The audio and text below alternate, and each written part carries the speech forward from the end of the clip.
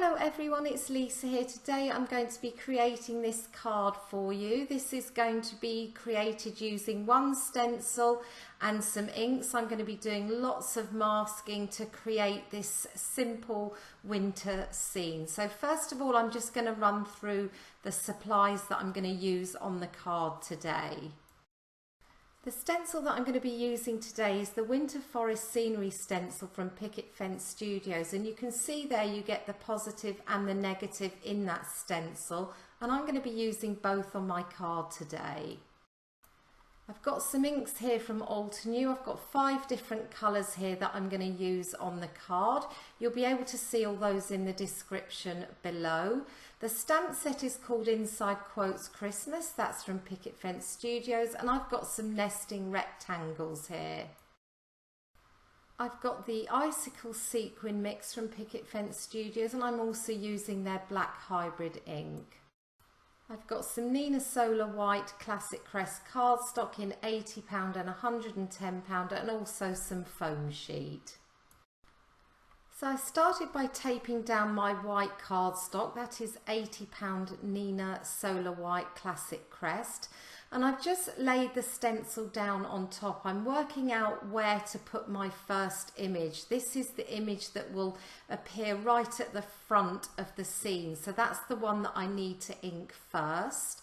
And I've just taped that down, and I'm just going to mask off all those little areas around it so I don't get ink in them when I'm doing the blending.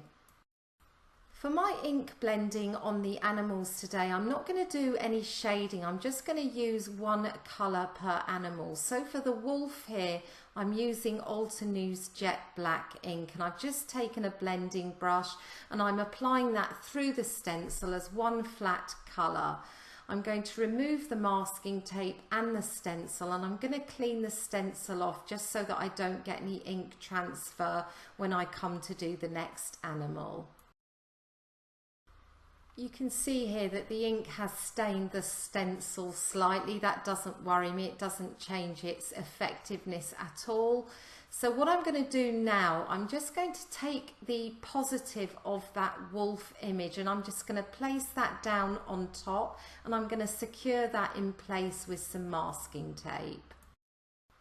Moving through the scene now, the next image that I want to ink blend is the bear. Now don't forget, you can flip the stencil, so you can have the bear facing to the left or to the right. I want him facing to the right, so I've just positioned him down over the cardstock, and I'm just going to take that in place. So he is going to appear like he is behind the wolf because I've got that mask on the wolf, and for this image I'm using the espresso dye ink from Altenew.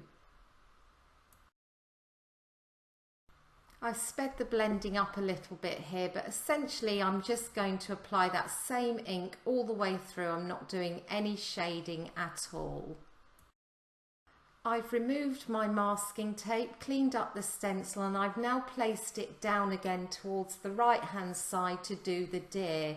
And the deer will be in the same colour as the bear, so that's the espresso ink from Altenew. And as you can see, I've masked off the areas around the edge of the deer as well to make sure that I don't get any ink on that white cardstock.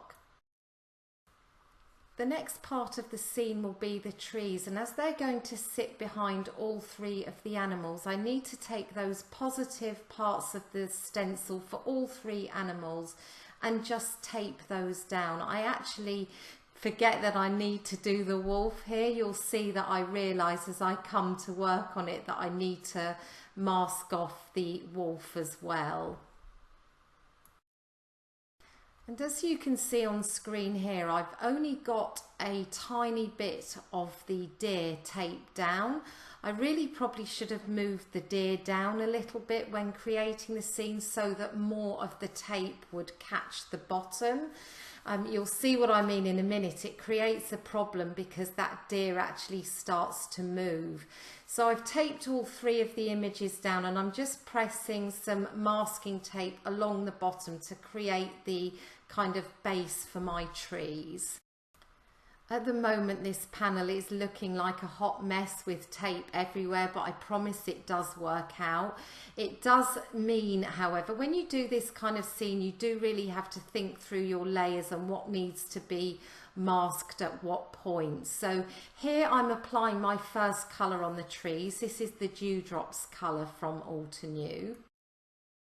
And you can see here as I'm blending, I knock that positive deer piece off to the side because it just didn't have enough tape on the bottom.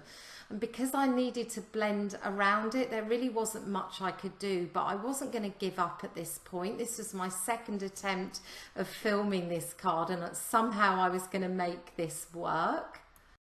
So I carried on ink blending using this lightest colour around it, and I just held it in place. It did actually work out okay in the end, but obviously that was a bit of a learning point for me. So continuing to add that colour, and then I'm going to take a darker colour here. This is the Aqualicious colour, and I'm just going to blend that around the edges of the trees. Again, I'm holding the deer piece in place, but I want a slightly darker colour around the edges.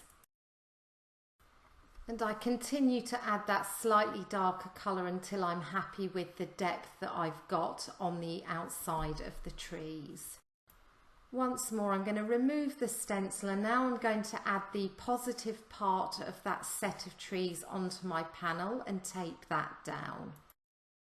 I could have made this a lot easier for myself by just doing one set of trees, but of course that wouldn't be any fun, would it? So I decided to add some trees towards the left hand side of the panel as well. So I'm just rotating that stencil until I'm happy with the line of the trees. And for these two, I actually used two different, one colour the same, which is Aqualicious, and then a darker colour around the edge, which is Teal Cave. So I wanted these to just appear slightly different from the other trees. They just have a slight variation in the colour, but it isn't anything substantial. They still have a kind of lighter area and a darker edge. And I continue blending the colours through until I'm happy with the depth, and then I go ahead and I remove the stencil and the masking tape. And as I'm removing all the tape and the positive parts of the stencil, you can really see how that scene has come together. My error with the deer isn't visible at all on the panel. So I've just laid some ink down to the right there. That is the Aqualicious ink. I've spritzed it with some water, and I've just taken a small number 2 brush, and I'm just going to add some splatters onto the background just to add a little bit of interest in the sky.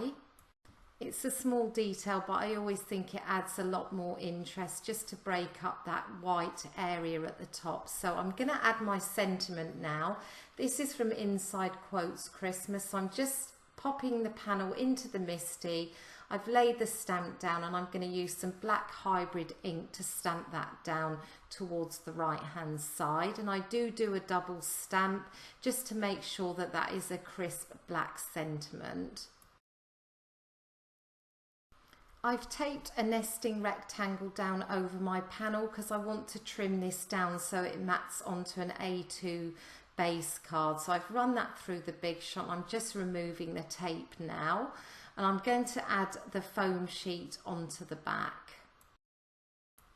To adhere the foam sheet to the back of my panel, I'm using my favourite things, On Point Precision glue, and as I flip my panel over, you can see I catch the edge there, but I did manage to get the glue off, so I just press that down and adhere that onto the back. I'm adding some more glue onto the back of the foam sheet, and then I'm just going to press that down onto a top folding A2 note card. That is a Nina £110 base card. To finish the card, I'm going to add some sequins. This is the Icicles sequin mix from Picket Studio. Such a pretty mix. It's only just come out. It's got some lovely kind of different coloured blues, whites, clears, sequins, and you've also got some little clay snowflakes in there as well. So they're really fun as they add a little bit more dimension than the sequins. So I made sure to add a couple of the white clay snowflakes on as well. So that brings me to the end of the card for today. I hope that you enjoyed seeing the scene come together. All the supplies that I've used are in the description below and over at my blog. If you enjoyed the video, please do give it a thumbs up and consider subscribing. And I'm going to be back with another video for you soon. In the meantime, I hope that you have a wonderful day.